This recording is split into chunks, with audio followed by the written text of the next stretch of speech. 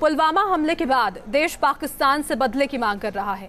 कुछ लोगों की मांग है कि एक बार फिर से पाकिस्तान के खिलाफ सर्जिकल स्ट्राइक होनी चाहिए। पाकिस्तान के खिलाफ भारतीय सेना के पास क्या विकल्प हैं, इस पर सर्जिकल स्ट्राइक के हीरो रहे लेफ्टिनेंट जनरल DS हुड्डा से न्यूज नेशन संवाददाता विशाल ठाकुर ने खास बात की।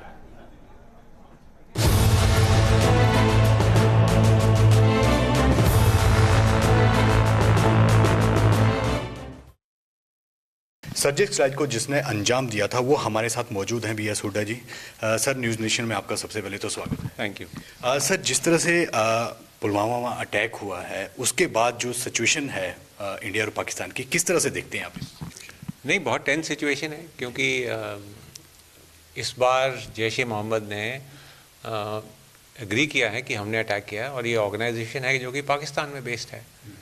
तो अभी पाकिस्तान का ये बोलना कि हमें एक्शनेबल इंटेलिजेंस चाहिए, हमें ये चाहिए वो चाहिए, वो ये बहाना नहीं चलेगा।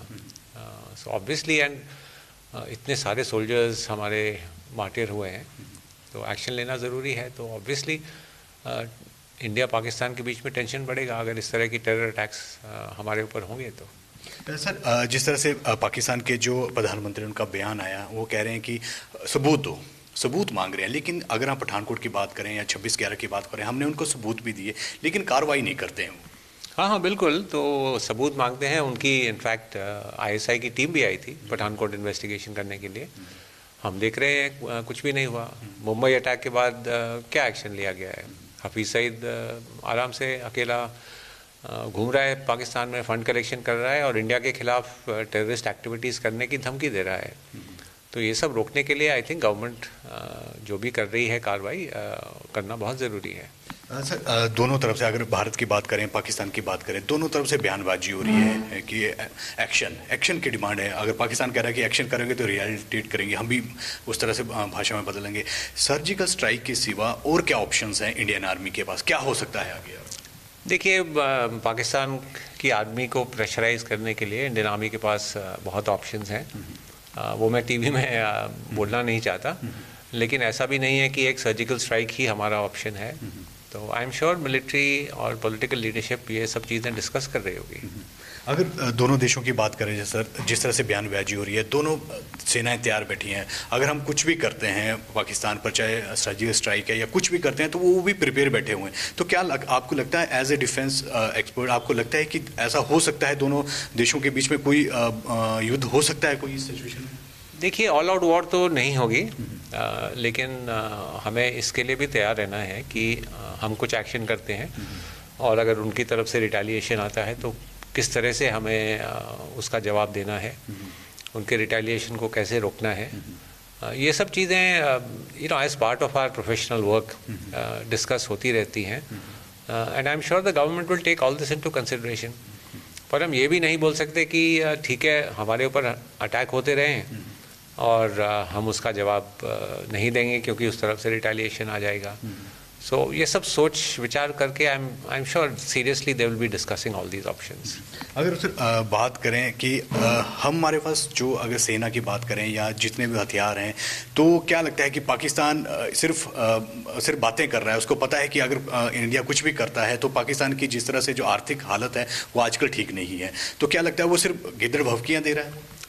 हाँ, वो मतलब उनका एटीट्यूड है कि थ्रेटन करना कि अगर तुम ये करोगे तो हम ये कर देंगे।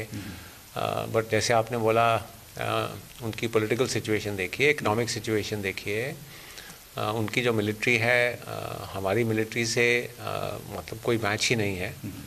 सो if India wants to take action, I think we are quite prepared and we will do it.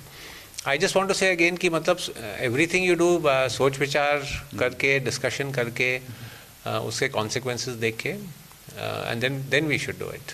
Sir, आजकल की अगर सिचुएशन की बात करें, इंडिया की बात करें, तो इंडिया जिस तरह से कह रहा है कि पाकिस्तान को जो पानी जाना था वो बंद कर रहे हैं। आप देखो, 200% जो है वो इंपोर्ट ड्यूटी लगा दी है।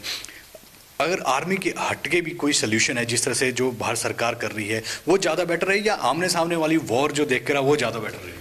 देखिए, नोबडी वांट्स वॉर। कोई नहीं चाहता कि बिल्कुल ऑल आउट लड़ाई हो जाए। So then we should try, जैसे डिप्लोमेटिक स्टेप्स हैं, पाकिस्तान को इंटरनेशनली आइसोलेट किया जा रहा है, economically we are trying to pressurise Pakistan. Indus river water treaty के ऊपर बयान आए हैं कि जो एक्सेस सरप्लस वाटर है वो हम नहीं जाने देंगे पाकिस्तान के अंदर। So these are also ways to pressurise the Pakistan and Pakistan military.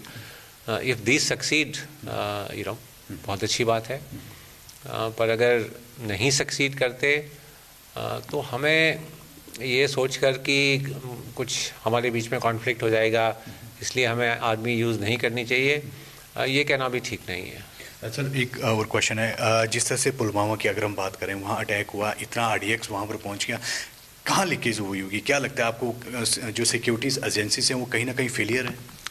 देखिए, फेलियर तो तब पता चलेगा जब इन्वेस्टिगेशन हो जाएगा। आई थिंक अभी से किसी के ऊपर उंगलियां उठाना ठीक नहीं होगा। ये बात ज़रूरी है कि काफ़ी RDX इस्तेमाल हुआ है, बॉम्ब असेंबल हुआ है, सुसाइड बॉम्बर को ट्रेन किया गया है। ये सब चीज़ें जब इन्वेस्टिगेशन होगा और NIA इन्वेस्टिगेशन कर रही है तो we should wait and see, and जो भी लूप होल्स हैं then now once the investigation is complete we should try and stop them. लेकिन सर उनका फिर एक बार फिर बयान आ गया कि अभी तो 300 किलो RDX लगाए, अब 500 लगाएंगे, और जिस तरह से वो कोड वर्ड में बात करें वो डिकोड भी किया गया है। तो क्या लगता है कि सुरक्षा एजेंसियों को ज़्यादा चौकस रहने की ज़रूरत है? बिल्कुल बहुत चौकस रहने की ज़रूरत है, क्योंकि बहुत साल के बाद इस तरह का व्हीकल बेस्ड सुसाइड बॉम्बिंग हुआ है, और अगर इसी तरह से और अटैक्स होंगे तो this is very dangerous. So I think now we have to start seriously looking at control of explosives, see how the bomb making is done, radicalisation जो बढ़ रहा है जिसकी वजह से सुसाइड बॉम्बर्स बन रहे हैं उसको कैसे रोका जाए। तो ये सब चीज़ें देखने की ज़रूरत है। मेरा लास्ट क्वेश्चन है सर, जिस तरह से अब जो है जो CPRF है या दूसरी फोर्सेस जो हैं उनको जो है फ्लाई करने की इजाज़त दे दी गई है, लेकिन आपको लगता है कि अभी और कुछ ज़रूरत है भारत सरकार को करने की, ताकि जो है कम से कम शहीद लोग जो हैं वो कम से कम, चाहे ट्रैवलिंग को लेकर है, चाहे सहूलियत देने की बात है, जवान को लेकर और सहूलियत देनी चाहिए? हाँ बिल्कुल, ये तो बहुत अच्छा स्टेप है कि परमिशन मिली है कि जवान फ्लाई कर सकते हैं डायरेक्टली इनटू श्रीनगर। इससे कॉन्वॉय का साइज़ कम हो जाएगा।